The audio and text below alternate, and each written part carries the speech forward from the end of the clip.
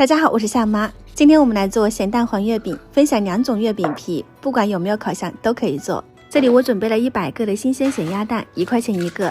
磕出来蛋黄是这种通透没有白心的，就代表腌得非常的好。蛋白不要，非常的咸。冲洗干净，去掉表膜，摆入盘中，撒一些白酒去腥，放入烤箱。没有烤箱就用蒸锅烤熟或者是蒸熟都可以。只要中间完全熟透，用叉子碾碎，看看中间有没有硬的，有硬的就要挑出来。加入黄油和炼乳，用小火给它炒匀，炒到融化，再加入肉松。没有肉松的就买肉松面包，从面包上面抠下来，我就是这么干的。揉均匀后可以看到中间有拉丝感，口感特别的棒。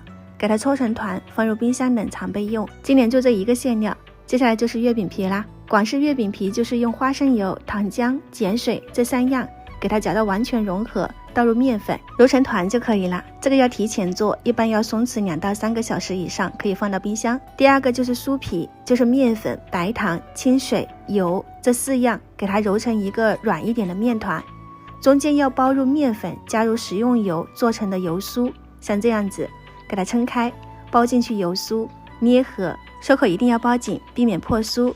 捏合以后稍微按扁，撒上一点点干面粉，擀成大饼，卷起来，然后再按扁，切宽一点的面剂。我用的是一次开酥方法，特别的简单，而且省时又省力，也是偷懒的一种方法。一端收尾，一端按成饼，直接包入我们之前准备好的馅料，按成饼。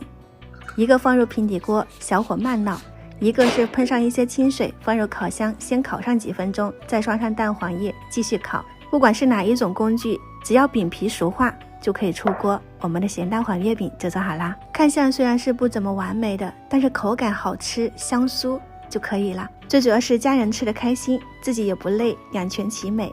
这2种不同的口感大家都可以试一下。喜欢我的视频记得关注我哦，也祝大家中秋节快乐，阖家团圆。我是夏妈，下期再见。